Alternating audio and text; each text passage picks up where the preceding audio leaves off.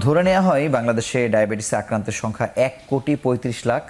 যদিও এই সংখ্যাটি আরও কতটা বেশি সেই সঠিক পরিসংখ্যান আমাদের কাছে নেই, কিন্তু ডায়াবেটিসের ক্ষেত্রে বলা হয় যে একটি মানুষের যদি ডায়াবেটিস হয় তিনি অসংখ্য রোগের জঞ্জালের মধ্যে আসলে আটকে যান।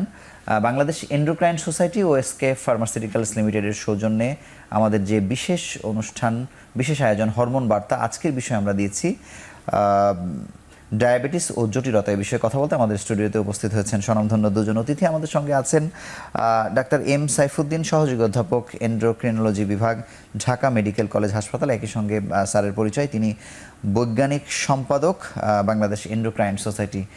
সাথে আরও যুক্ত হয়েছেন doctor Syed Ajmal Mahmud, indoor medical officer, endocrinology বিভাগ, ঢাকা মেডিকেল কলেজ হাসপাতাল। আপনাদের দুজনকে স্বাগত জানাচ্ছি।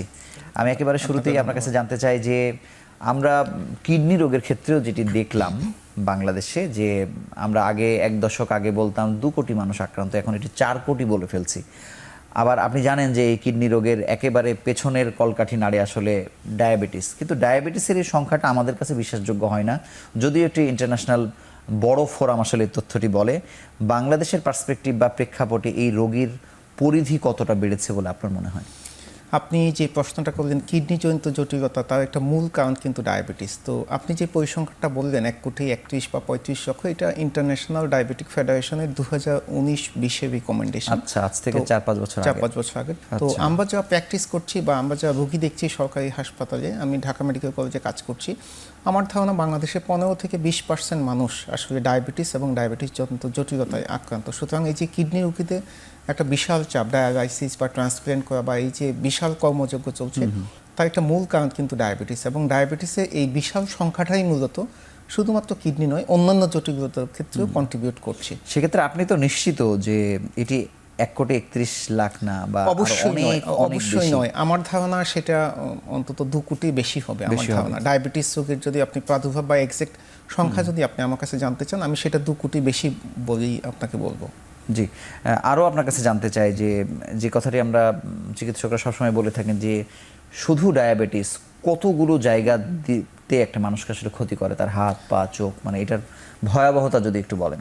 ধন্যবাদ। অনেক সময় রোগীদের আমরা সাধারণত যেটা বুঝিয়ে বলি সেটা হচ্ছে ডায়াবেটিস হলে আপনার মাথার চুল থেকে পায়ের পাতা পর্যন্ত প্রত্যেকটা অর্গান ড্যামেজ হতে পারে। সুতরাং ডায়াবেটিসে বিভিন্ন ধরনের জটিলতা হয়। আমরা যদি ব্রড হেডিংয়ে ভাগ করি, আমরা বলি যে মাইক্রোভাস্কুলার কিছু জটিলতা এবং কিছু ম্যাক্রোভাস্কুলার জটিলতা।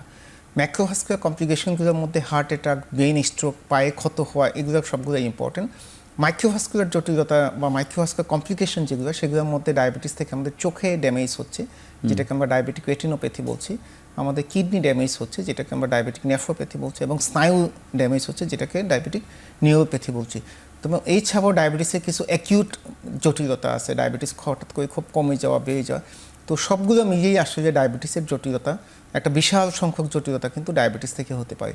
এবং আমি আপনাকে যেরকম বললাম যে ডায়াবেটিস বডি প্রত্যেকটা অর্গানকে ড্যামেজ করবে। তো কোন অর্গানে কী পরিমাণ ড্যামেজ করবে, সেটা ডায়াবেটিস কতদিন পর্যন্ত আছে, সুগার কতটুকু নিয়ন্ত্রিত থাকছে, ফ্যামিলি হিস্ট্রি, অন্য কোনো কোমোবিডিটি আছে কিনা, সব কিছু সমন্বিত একটা ফলাফল হচ্ছে। কিন্তু এই যে এতগুলো অঙ্গকে যে ধরছে ডায়াবেটিস তো অবশ্যই একটি নির্দিষ্ট মাত্রায় গেলেই এই অঙ্গগুলো ক্ষতিগ্রস্ত হয়ে থাকে, কিন্তু এটার কি কোনো পর্যায়ক্রমিক কোনো ব্যাপার আছে যে প্রথমে হাত আক্রান্ত হবে বা চোখ বা কিডনি, এরকম কোনো ব্যাপার কি আসলে আছে?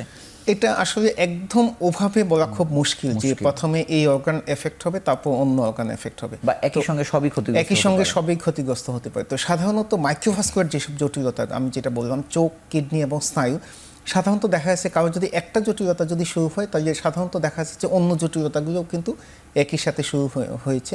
ম্যাক্রোভাস্কুলার জটিলতাগুলো হয়তো ভেরি করতে পারে, কেউ হয়তো প্রথমে হার্ট অ্যাটাক হচ্ছে, কারো ব্রেন স্ট্রোক হচ্ছে, কারো পায়ের ক্ষত হচ্ছে, কিন্তু মাইক্রোভাস্কুলার জটিলতাগুলো সাধারণত দেখা যাচ্ছে একই সময় বা পাশাপাশি সময়ই হচ্ছে সাধারণত। আপনাকে অসংখ্য ধন্যবাদ। ডাক্তার আজমল, আপনার কাছে জানতে চাই যে আপনি একজন ইনডোর মেডিকেল অফিসার, এই ইনডোর মেডিকেল অফিসার ডায়াবেটিসের ক্ষেত্রে কোন ম্যানেজমেন্টের, মানে কোন কাজগুলো আপনি করেন আসলে হাসপাতালে? আমি এমডি কমপ্লিট করেছি বাংলাদেশ মেডিকেল ইউনিভার্সিটি থেকে এন্ডোক্রাইনোলজি বিভাগে।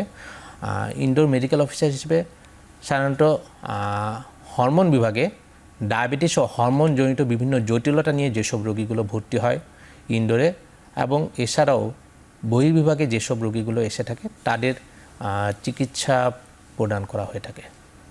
আচ্ছা, ধন্যবাদ ডাক্তার সাইফুদ্দিন। আপনার কাছে জানবো যে আপনি যদি একটা একটা করে আমাদেরকে একটু আসলে বলেন যে আমরা যেমন দৃষ্টিহীনতার কথা বলি, চোখে অন্ধত্বর দিকে আসলে এগিয়ে যায়, বিশেষ করে নিউরো এরিয়াতে এই জটিলতা কতদূর পর্যন্ত পৌঁছায় বা কি হয় আসলে? স্নায়ু জটিত জটিলতা আপনি যদি আমাকে বলেন, আমরা যেটা ডায়াবেটিক নিউরোপ্যাথি বলছি, তো নিউরোপ্যাথি থেকে অনেক ধরনের জটিলতা হতে পারে। তো প্রথমেই ডায়াবেটিস যাদের দীর্ঘমেয়াদী থাকছে এবং আনকন্ট্রোল থাকছে এবং ডায়াবেটিসের সাথে অন্য কোমরবিডিটিগুলো থাকছে, যেমন প্রেশার বেশি, কোলেস্টেরল বেশি, ফ্যাটি লিভার বা এইসব জিনিসগুলো থাকছে, বা অনেক সময় কিছু রিস্ক ফ্যাক্টর থাকে, পেশেন্ট হয়তো স্মোক করছে, কারো কারো অ্যালকোহলিজমে হয়তো কিছুটা অভ্যাস আছে, তখন দেখা যাচ্ছে স্নায়ুগুলো কিছুটা অবশ হচ্ছে।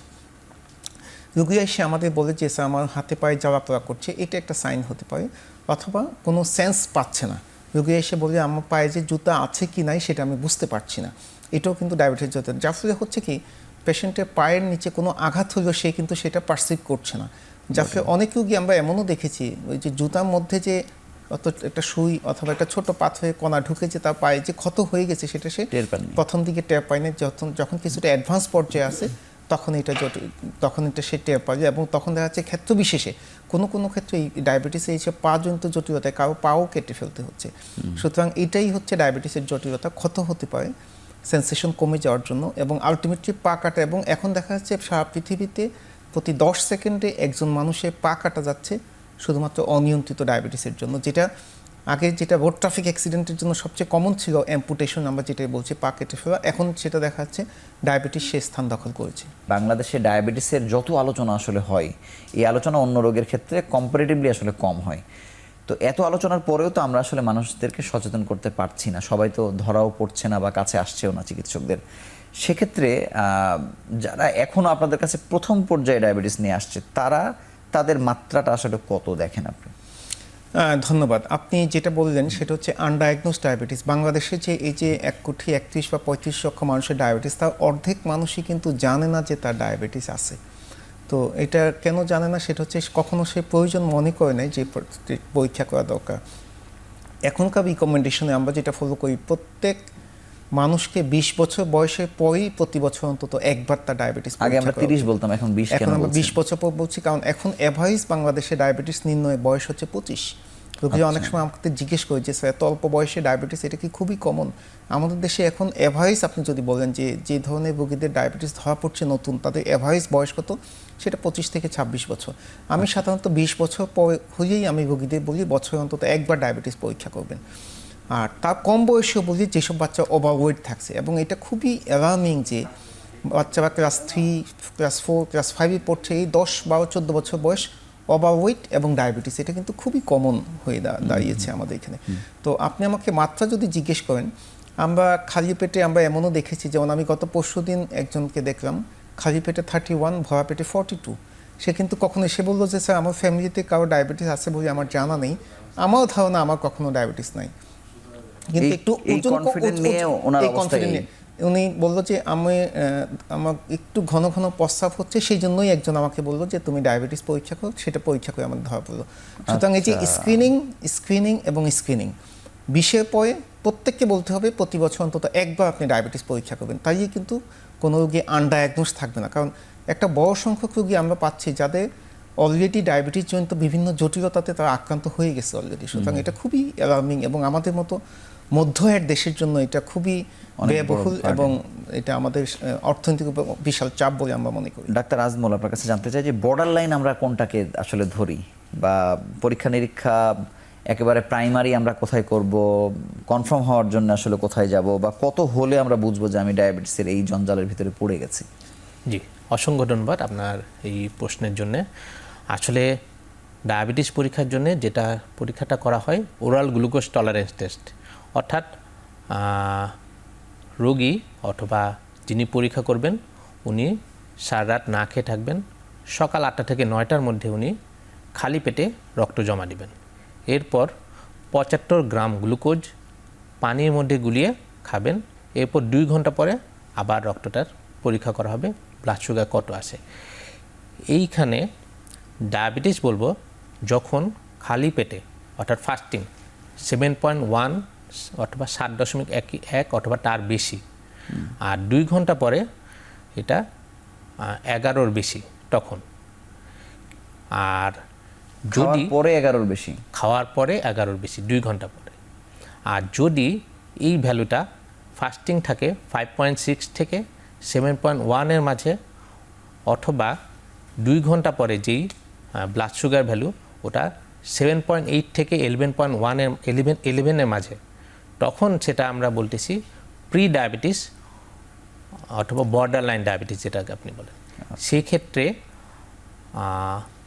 রোগীকে অবশ্যই ওনাকে লাইফস্টাইল বা জীবনযাপন এবং খাদ্যাভ্যাস পরিবর্তন করতে হবে, যাতে এখান থেকে দ্রুত ডায়াবেটিসের দিকে না যায়। এবং আরেকটি বিষয় এখানে বিবেচ্য যে প্রি ডায়াবেটিস অবস্থাতেই কিন্তু ম্যাক্রোভাস্কুলার জটিলতা, অর্থাৎ বড় বড় রক্তনালীর যেসব জটিলতা, হৃদরোগ, স্ট্রোক, এগুলো ঝুঁকি কিন্তু ডায়াবেটিস রোগীর যেরকম ঠিক ওইভাবে বাড়তি থেকে থাকে। এই ক্ষেত্রে বিশেষ সতর্কতা অবলম্বন করতে হবে। আরেকটি বিষয় আপনার কাছে জানতে চাই যে যারা আসলে হাসপাতাল পর্যন্ত গেলেন না বা এখনো যাননি, ওই রাস্তাঘাটে যেটি দেখলেন একটা ছোট একটা টেস্ট করে ফেলেন স্ট্রিপের মাধ্যমে আর কি, সেক্ষেত্রে কি খাওয়ার আগে পরের কোনো বিষয় আছে কিনা, বা সেখানে কত দেখলে অন্তত তার কনফার্মেশনের জন্য আসলে আবার হাসপাতালে যাওয়া উচিত? আসলে স্ট্রিপে যেটা দেখা হয় সেটা আসলে ডায়াবেটিস রোগ নির্ণয়ের জন্য আসলে সাধারণত দেখা উচিত না, ল্যাবে গিয়ে পরীক্ষা করতে হবে। কিন্তু 7-8 এরকম থাকলে তেমন কোনো অসুবিধা নেই আর কি। স্ট্রিপে যদি রোগ নির্ণয়ের জন্য আসলে মেইনলি স্ট্রিপে যেটা করা হয় যে যাদের ডায়াবেটিস আসে তাদের ডায়াবেটিস নিয়ন্ত্রণের জন্য কীরকম থাকা লাগবে সেটা স্ট্রিপে দেখা হয়। কিন্তু ডায়াবেটিসটা ধরার জন্যে বা যার প্রথম ডায়াবেটিস ধরা পড়তেছে তার ক্ষেত্রে ল্যাবে গিয়ে পরীক্ষাটা করাটাই উচিত। আপনাকে অসংখ্য ধন্যবাদ। আমরা ছোট্ট একটু বিরতি নিয়ে আলোচনায় ফিরছি।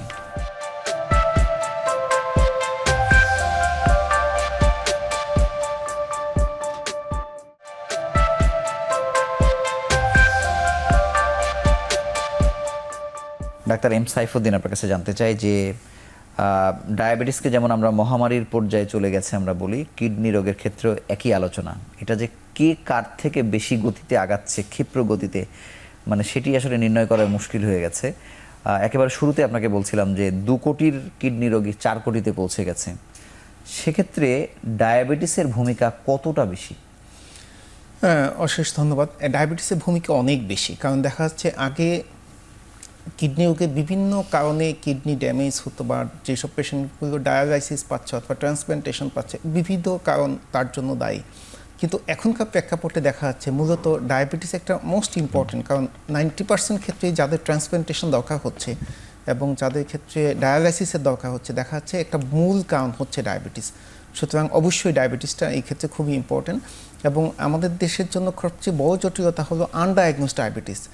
ডায়াবেটিস রোগী কিডনি ড্যামেজ হয়ে পায়ে পানি আসার পরই প্রথমবার রোগী বুঝতে পারছে যে আমার পরীক্ষা নিরীক্ষা করা উচিত, তখন কিডনি ড্যামেজ সাথে ডায়াবেটিস ধরা পড়ছে। তখন রোগী এসে আমাদের কাছে বলছে যে স্যার আমার তো ডায়াবেটিস এবার নতুন ধরা পড়লো। কিন্তু যেই রোগী অলরেডি কিডনি ড্যামেজ হচ্ছে বা কিডনি মার্কার যেগুলো ক্রিয়েটিনিন বা মাইক্রোঅ্যালবুমিন বা কিডনির যেসব পরীক্ষা আমরা করি, এটা ইন্ডিকেট করে রোগী হয়তো লম্বা সময় ধরে ডায়াবেটিসটা আনকন্ট্রোল ছিল, রোগী কখনো পরীক্ষা করেন নাই, বা রুটিন হেলথ চেক আপ আমরা যেটা সাধারণত রোগীদের বলি বছরে অন্তত একবার ডায়াবেটিস, লিভার, কিডনি, হিমোগ্লোবিন বা কিছু রুটিন পরীক্ষা করা উচিত। কিন্তু আমাদের দেশে যেহেতু আমাদের হেলথ ইন্স্যুরেন্স সিস্টেম কভারেজ হচ্ছে না, রোগী আউট অফ পকেট নিজের টাকা দিয়ে পরীক্ষা নিরীক্ষা করছে, যার ফলে অনেককে আপনি পাবেন 3-4 বছর পর্যন্ত হয়তো কোনো পরীক্ষা করছে না বা কোনো কারণে হয়তো সে এদিকে ইন্টারেস্টেড না, যার ফলে দেখা যাচ্ছে যে এই ডায়াবেটিস এবং কিডনিজনিত জটিলতা নিয়েই মূলত আমাদের কাছে প্রথমে ডায়াবেটিস থেকে যাদের কিডনি বিকল হয় তাদের ডায়াবেটিসের মাত্রা কোন পর্যায়ে?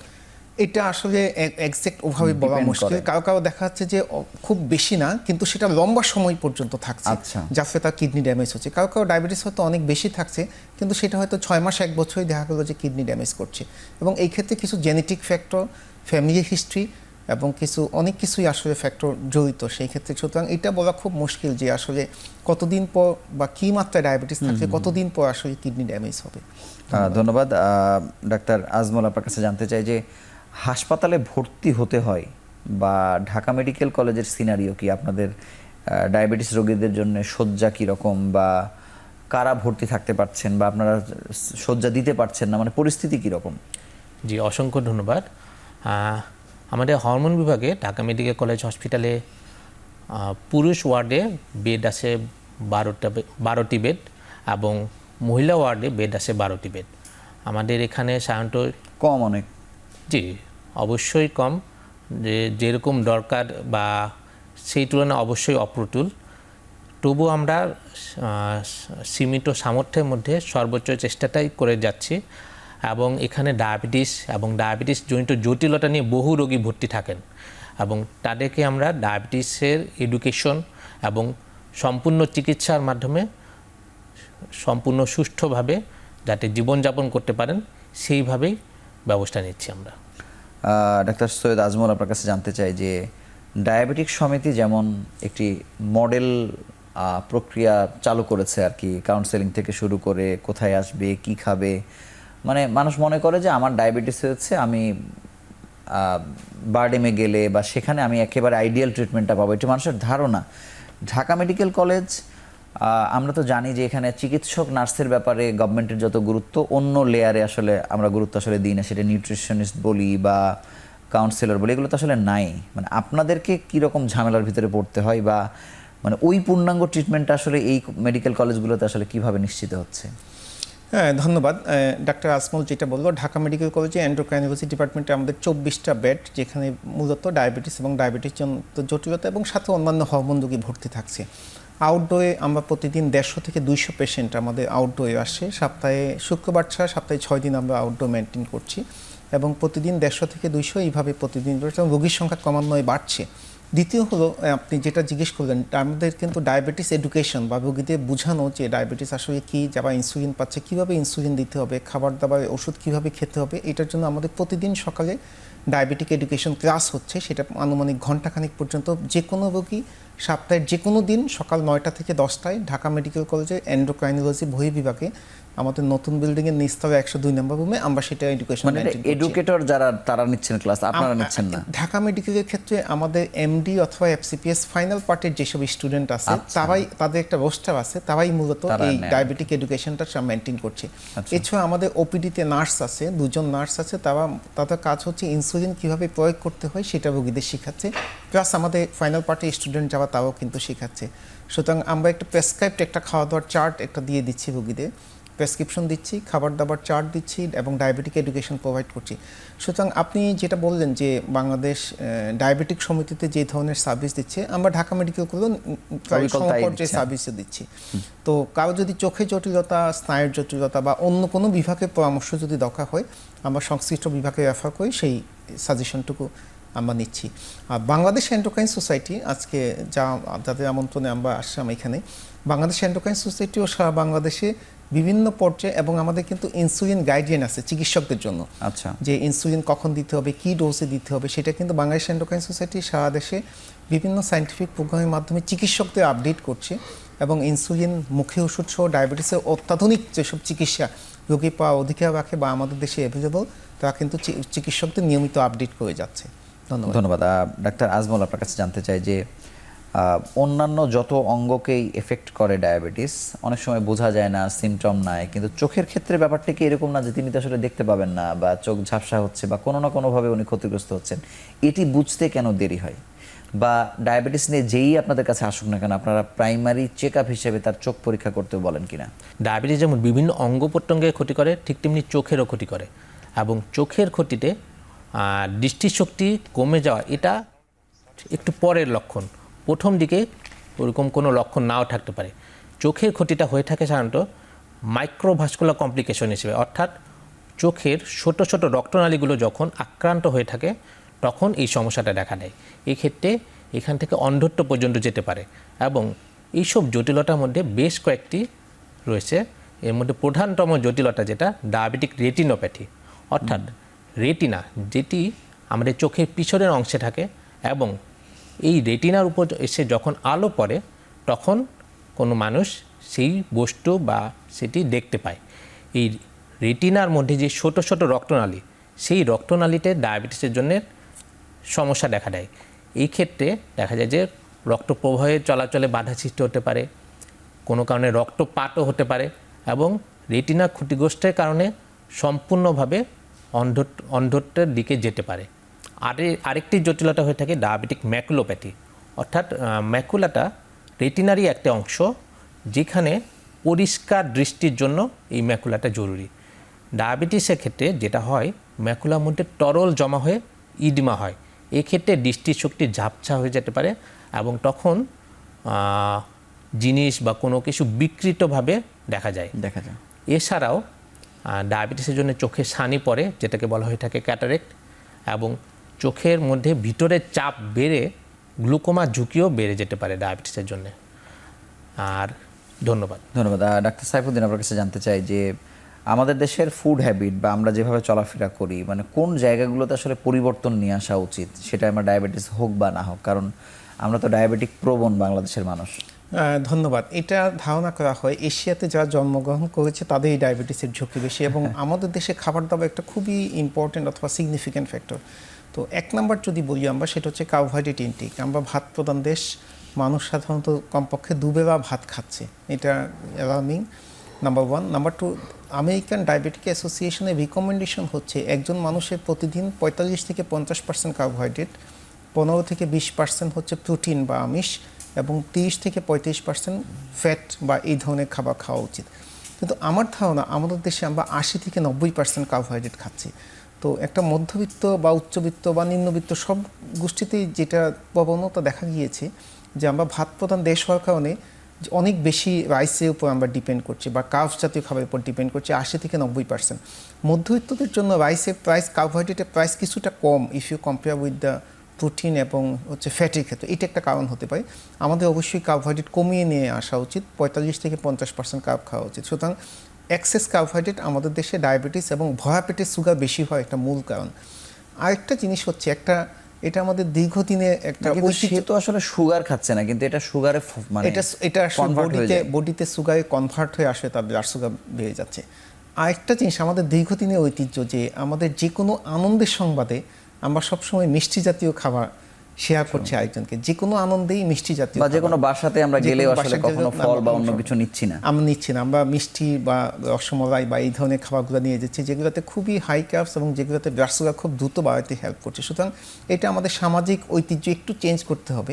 আমি অনেক সময় আমার রোগীদের বলি, যে কোনো আনন্দে মিষ্টির পরিবর্তে ফল, এটুকুই যদি আমরা ইমপ্লিমেন্ট করতে পারি, আমার ধারণা বাংলাদেশে ডায়াবেটিস জনিত যে বিশাল প্রকোপ সেটাও অনেকটা কমে আসবে বলে আমি মনে করি। এগুলোতে সরাসরি সুগার মিশানো থাকছে, আপনি এটা খাওয়া মাত্রই আপনার ব্লাড সুগার রাইজ করছে। কিন্তু আপনি যে কোনো ফলমূল, সেগুলো যদিও কার্বোহাইড্রেট, কিন্তু সেগুলো হচ্ছে কমপ্লেক্স কার্বোহাইড্রেট, সেগুলো খুব আস্তে রক্তে বাড়ছে এবং সেটা কিন্তু খুব বেশি সুগার কন্টেনিং না, প্লাস হচ্ছে খুব দ্রুত ব্লাড সুগার বাড়াচ্ছে না। সুতরাং অবশ্যই আমরা যদি ইমপ্লিমেন্ট করতে পারি আমাদের ঐতিহ্যের মধ্যে, যে আমরা যে কোনো সুখবরে আমরা মিষ্টির পরিবর্তে আমরা ফল নিয়ে কোথাও যাব, তাহলেও কিন্তু ডায়াবেটিসের প্রকোপ অনেকটাই কমে আসবে বলে এটা আমার ধারণা। প্লাস আমরা যে অতিরিক্ত যে কার্বোহাইড্রেট খাচ্ছি সেটাও কিছুটা কমিয়ে নিয়ে আসা উচিত বলে আমি মনে করি। আপনাকে অসংখ্য ধন্যবাদ। আমরা আরও একটি ছোট্ট বিরতি নিয়ে আবার আলোচনায় ফিরছি।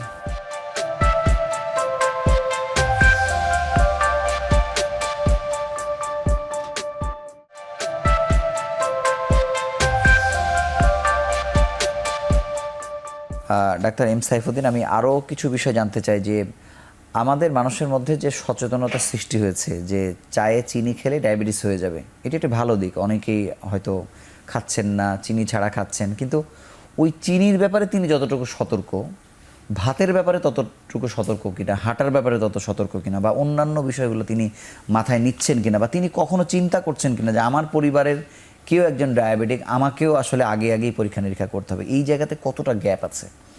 ধন্যবাদ। এটাতে আসলে রোগীদের পারসেপশনে আসলে অনেক গ্যাপ। আমরা চায়ের ক্ষেত্রে চিনির ব্যাপারে যতটুকু সতর্ক থাকছি, কিন্তু দেখা গেলো যে কার্বোহাইড্রেট যেটা বাড়তি খাচ্ছি বা যে ভাত খাচ্ছি সেটাতেও কিন্তু সুগার বাড়ছে, সেটার ক্ষেত্রে আমরা খুব বেশি সতর্ক হচ্ছি না। সুতরাং অবশ্যই এইদিকে অবশ্যই আমাদের খেয়াল রাখা উচিত। আর মনে রাখতে হবে ডায়াবেটিসে কার্বোহাইড্রেট ইন্ডিকেটর সমন্বিত ফলাফল। আপনি প্রতিদিন কতটুকু ভাত খাচ্ছেন বা অন্যান্য কোনো কার্বস খাচ্ছেন কিনা, চায়ের সাথে চিনি খাচ্ছেন কিনা, সব কিছু মিলিয়ে কিন্তু। সুতরাং চায়ে চিনি খাচ্ছেন না, ইটস এ গুড থিং, কিন্তু আমাদের অন্যান্য দিকগুলো তো খেয়াল রাখা উচিত। আর এবং এটার সাথে শুধুমাত্র খাবার দাবারের উপর ফোকাস করলে হবে না। আগে ডায়াবেটিসের চিকিৎসায় বলা হতো 3D: ডায়েট, ড্রাগ এবং ডিসিপ্লিন। ডায়েট মানে খাবার দাবার, ড্রাগ মানে কিছু মেডিকেশন, ডিসিপ্লিন মানে হচ্ছে একটা নিয়মকানুন। এখন এটা বলা হচ্ছে ট্রিটমেন্টে বলা হচ্ছে 4D: ড্রিম বা প্রতিদিন 7 থেকে 8 ঘন্টা একজন অ্যাডাল্ট মানুষের জন্য পর্যাপ্ত ঘুম, এটাও দেখা গেছে ডায়াবেটিস প্রতিরোধে এবং ডায়াবেটিস চিকিৎসা ক্ষেত্রে সমান গুরুত্বপূর্ণ। সুতরাং প্রত্যেকটা সেগমেন্টের প্রতি আমাদের অ্যাপ্রোচ করতে হবে, আমাদের ডিসিপ্লিন হতে হবে, আমাদের ডায়েট মডিফাই করতে হবে এবং আমাদের ক্ষেত্র বিশেষে যার দরকার তাকে পরিমিত মাত্রায় সঠিক ওষুধ দিতে হবে এবং পর্যাপ্ত ঘুম, মানসিক চাপ সব কিছু একটা সমন্বিত ফলাফলই কিন্তু ডায়াবেটিস প্রত্যেকটা কম্পোনেন্টকে আমাদের আসলে অ্যাড্রেস করা উচিত।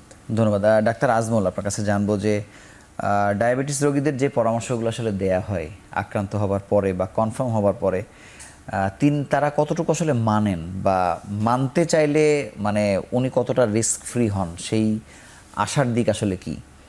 এইসব ক্ষেত্রে ওনারা অতটা গুরুত্বপূর্ণভাবে গুরুত্ব সহকারে নেন না।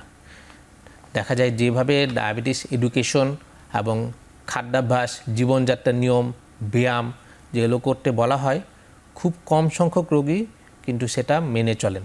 কিন্তু যদি উনি মেনে চলতে পারেন, সেক্ষেত্রে দেখা যাবে ডায়াবেটিস জনিত যেসব জটিলতাগুলো বলা হলো, মাইক্রোভাস্কুলার অনেকাংশেই কমানো সম্ভব। এবং ডায়াবেটিস জনিত তীব্র জটিলতা, যে হাইপোগ্লাইসেমিয়া বা ডায়াবেটিক কিটোঅ্যাসিডোসিস, এইসব জটিলতাও কিন্তু কমানো সম্ভব। ধন্যবাদ। এম সাইফুদ্দিন, আপনার কাছে জানবো যে ডায়াবেটিসের সঙ্গে যেহেতু আপনাদের সাবজেক্টটা ওতপ্রোতভাবে জড়িত হরমোনের সাথে আর কি, মানে ডায়াবেটিসের সাথে হরমোনের রোলটা কি পুরোটাই নাকি আসলে কত অংশ, মানে এই ক্লাইম্যাক্সটা একটু বুঝতে চাই। ধন্যবাদ। আসলে ডায়াবেটিস নিজেই একটা হরমোনজনিত রোগ। এখানে প্যানক্রিয়াস বা অগ্নাশয় থেকে ইনসুলিন, গ্লুকাগন নামক বিভিন্ন হরমোন সিক্রেশন হয়। Insulin, glucagon, somatostatin. কোনো কারণে কারো যদি ইনসুলিন কম আসে অথবা ইনসুলিন বডিতে কাজ কম করে অথবা গ্লুকাগন যদি বেশি আসে, তার যে ফলাফল সেটাকে আমরা ডায়াবেটিস বলছি। প্লাস অন্যান্য যেসব হরমোন, আমাদের বডিতে বিভিন্ন ধরনের হরমোন আছে, thyroid hormone, parathyroid hormone, growth hormone, বিভিন্ন রিপ্রোডাক্টিভ হরমোন যেমন এফএসি, সেলিস, বিভিন্ন অন্য হরমোনজনিত জটিলতায়ও কিন্তু অনেক সময় ডায়াবেটিস হতে পারে। যেমন গ্রোথ হরমোন যদি ব্রেন থেকে বেশি আসে, যেটাকে আমরা অ্যাক্রোমেগালি বলছি, সেটাতে ডায়াবেটিস হয়।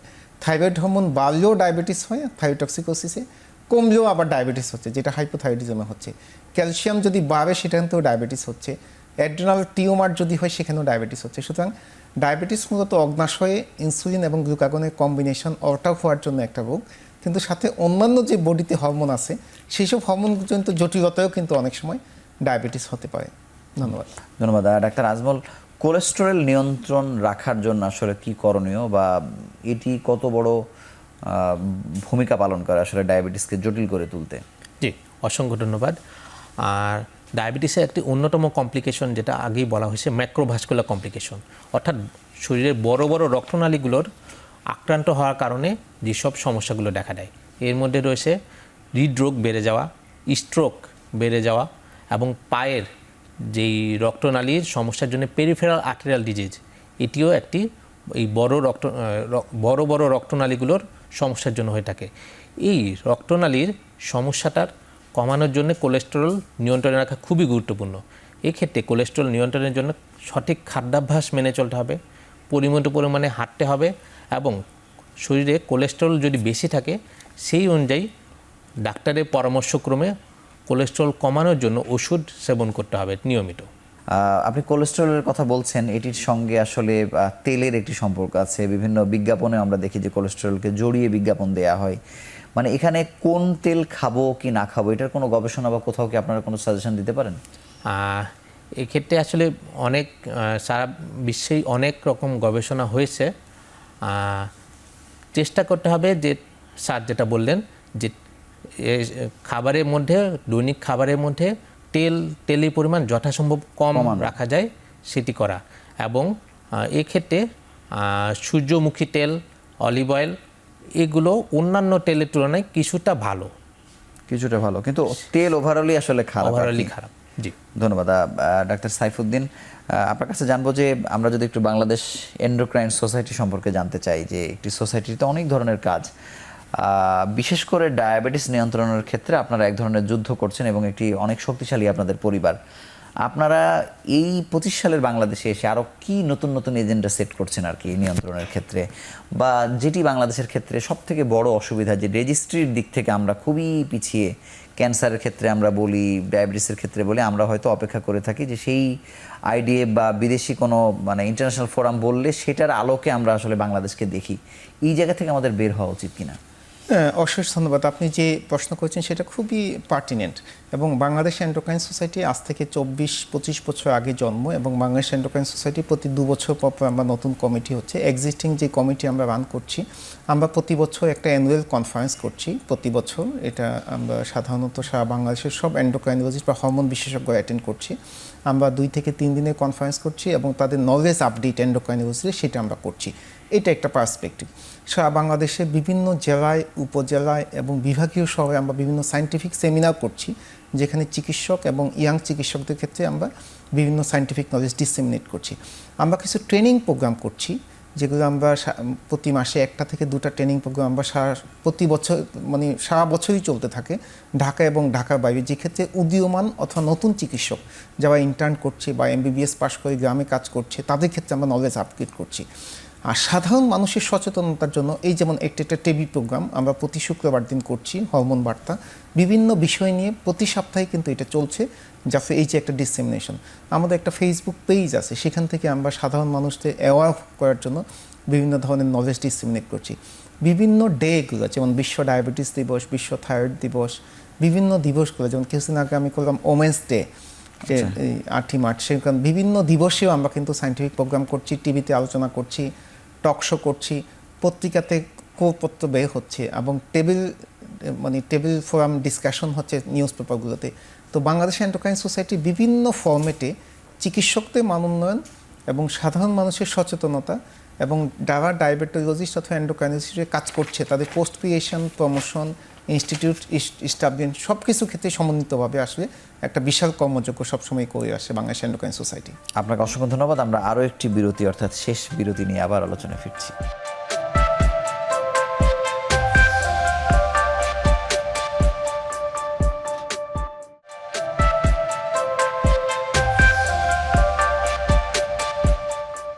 ডাক্তার আজমল, নারীদের প্রসঙ্গ আসলে আসলো আলোচনায়।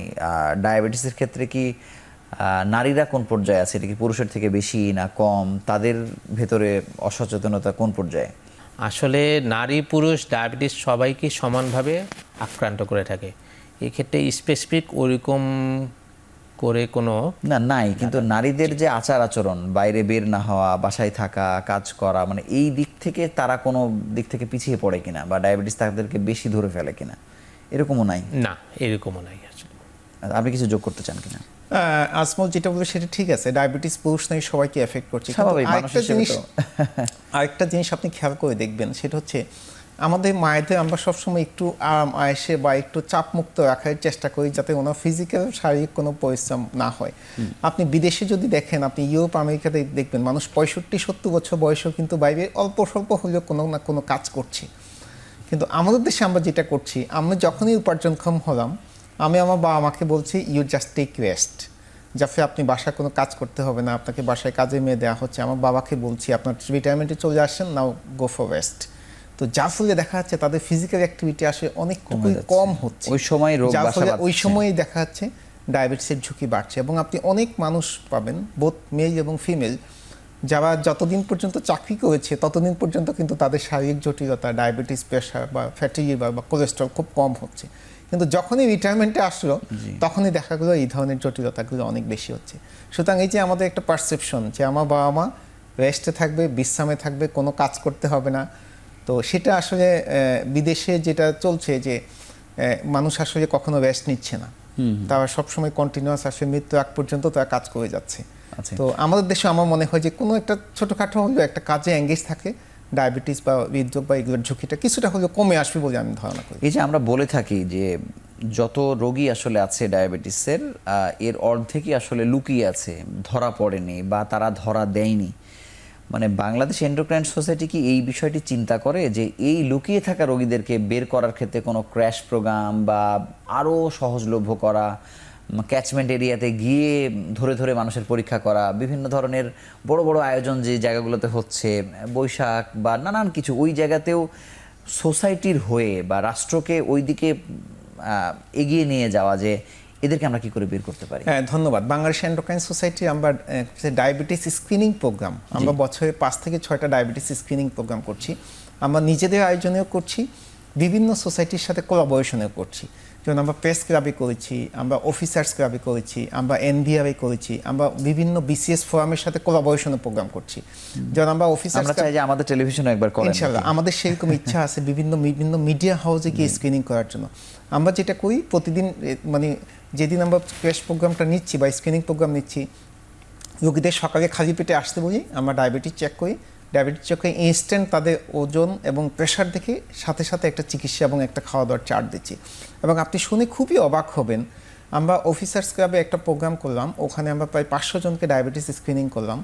তার মধ্যে থেকে অন্তত 100 জন ধরা পড়লো যাদের নতুন ডায়াবেটিস। 100 জন, এটা খুবই অ্যালার্মিং। তার মানে যে 100 জনকে আমরা ধরলাম তারা কিন্তু আগে জানতো না যে তাদের ডায়াবেটিস আছে কিনা।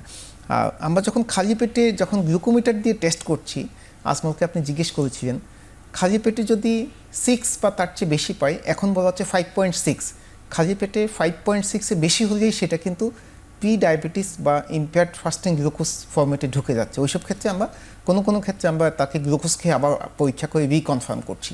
সুতরাং একটা বড় সংখ্যক, সুতরাং বাংলাদেশ এন্ডোক্রাইন সোসাইটি অনেক কাজ করছে, কিন্তু আমার ধারণা আমাদের আরও বেশি অ্যাক্টিভ হয়ে সারা দেশে বিভিন্ন প্রান্তিক পর্যায়ে আসলে এই ধরনের প্রোগ্রামগুলো নেওয়া উচিত। ধন্যবাদ। যাদের ডায়াবেটিস হয়নি বা একেবারে সুস্থ মানুষ, সব ঠিকঠাক মতো দিন যাপন করছে, মানে এই ঝামেলাটা এড়াতে একেবারে জীবনযাপন কেমন করা উচিত? জি, অসংখ্য ধন্যবাদ। পূর্বেই সাইফুদ্দিন স্যার বললেন যে যাদের বয়স 20 হয়ে গেছে তাদের প্রতি বছর একবার করে ডায়াবেটিসটা চেক করতে হবে।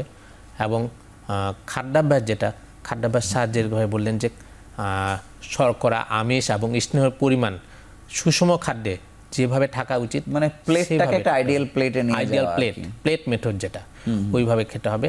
যে এবং শাকসবজি, ফলমূল প্রচুর পরিমাণে খেতে হবে। এবং শারীরিক পরিশ্রম যেটা, যে বাংলাদেশের মানুষজন খুবই দেখা যায় যে খুবই কম পরিশ্রম করে থাকেন, সেই ক্ষেত্রে হাঁটতে হবে, হাঁটা অথবা কোনো না কোনো ফর্মে শারীরিক ব্যায়াম করতে হবে। ধন্যবাদ ডাক্তার সাইফুদ্দিন। আমি শেষ প্রশ্ন হিসেবে আপনার কাছে জানতে চাই যে ডায়াবেটিসের চিকিৎসা তো একেবারে মানুষের নাগাল পর্যন্ত আছে, ওষুধটিও তার কেনা লাগছে না, মানে এই সুযোগ সুবিধা কি কি আসলে রোগীরা জানে না? অন্তত যাওয়া, পরীক্ষা করা, ওষুধটি নিয়ে খাওয়া, আর আবার শুধু ওষুধ খেলেই যে আমি ভালো থাকবো এই প্রবণতা থেকে বের হয়ে যাওয়া, এই ব্যাপারে আপনার বক্তব্য জানতে চাই। আসলে ডায়াবেটিসের চিকিৎসাটা একটা সমন্বিত চিকিৎসা।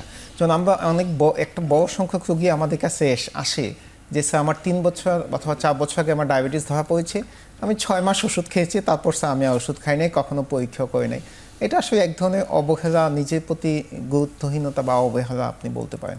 আমরা ডায়াবেটিস রোগীদের সবসময় বলি যে ডায়াবেটিসের চিকিৎসা আমি যে 4D বললাম, আপনার খাবার দাবার, জীবনযাত্রা, ঘুম, নিয়মিত ওষুধ খাওয়া, মাঝে মাঝে পরীক্ষা করে দেখা আমি যে ওষুধ খাচ্ছি সেটা ওষুধের ডোজটা ঠিক আছে কিনা, ওষুধ একটু কমানো যেতে পারে কিনা বা একটু বাড়ানো দরকার কিনা সেটা, এবং কোনো জটিলতা ডেভেলপ করছে কিনা, আমার হৃদরোগ হচ্ছে কিনা বা কিডনিতে বা স্নায়ুতে কোনো জটিলতা হচ্ছে কিনা, বছরে 2 থেকে 3 বার এক হচ্ছে ডায়াবেটিস সংশ্লিষ্ট এন্ডোক্রাইনোলজিস্টের পরামর্শ নেওয়া, চিকিৎসা নেওয়া, একটু পরীক্ষা নিরীক্ষা করা। তো রোগীদের আসলে ডায়াবেটিস রোগীদের অন্য রোগের চেয়ে আসলে অনেকটুকু সচেতন হতে হবে। একটা টাইফয়েডের রোগী জ্বর আসছে, 1 সপ্তাহ অ্যান্টিবায়োটিক খেয়ে সে ভালো হয়ে যাবে, কিন্তু ডায়াবেটিসটা কিন্তু সেরকম না। ডায়াবেটিস কিন্তু যাচ্ছে না, সেটা থেকে যাচ্ছে। ক্ষেত্র বিশেষে আমরা ওষুধ কমাচ্ছি, কাউকে আমরা ওষুধ কিন্তু বন্ধ করে দিচ্ছি, কিন্তু সেই জন্য নিয়মিত আসলে চিকিৎসকের পরামর্শ থাকতে হবে। এবং প্রত্যেকটা কম্পোনেন্ট, এক হচ্ছে ডায়াবেটিস এমন একটা অসুখ সেখানে রোগীর সহযোগিতা না পেয়ে, কিন্তু ডায়াবেটিস কিন্তু কখনোই আমরা কন্ট্রোল করতে পারবো না। সুতরাং সেটা আমাদের দিকে খেয়াল রাখা উচিত। আপনাকে অসংখ্য ধন্যবাদ এবং আপনাদের দুজনকে আমাদের সঙ্গে যুক্ত হওয়ার জন্য আন্তরিকভাবে অভিনন্দন জানাচ্ছি। আপনাকেও ধন্যবাদ। ডায়াবেটিস এমন একটি রোগ, ডায়াবেটিসের জটিলতা যদি আপনি এড়াতে না পারেন তাহলে আপনাকে নিশ্চিহ্ন আপনি হয়ে যেতে পারেন পৃথিবী থেকে, এটি এত ভয়ঙ্কর। কিন্তু আমরা সবসময় গুগলে যখন যাচ্ছি বা ফেসবুকে ডায়াবেটিস নিয়ে কোনো কথা দেখলে এটি এত কমন যে আমরা সরিয়ে রাখছি, কিন্তু আপনি নিজেও জানছেন না এই ডায়াবেটিস আপনার প্রাণহানি ঘটাতে পারে। এই কারণে আজকেও যারা অনুষ্ঠানটি দেখছেন, অন্তত বয়স যাই হোক না কেন, এখন আমরা 20, 30, 40-এর ফ্রেমে না ফেলতে চাই। পরিবারে একটু দেখা কেউ ডায়াবেটিসে আক্রান্ত কিনা, এবং যদি আক্রান্ত নাও হয়ে থাকে একবার পরীক্ষা করে অন্তত জানুন যে আপনি কী অবস্থায় আছেন। ভালো থাকুন, সুস্থ থাকুন। আগামী পর্বে নতুন কোনো বিষয় নিয়ে আবার হাজির হব।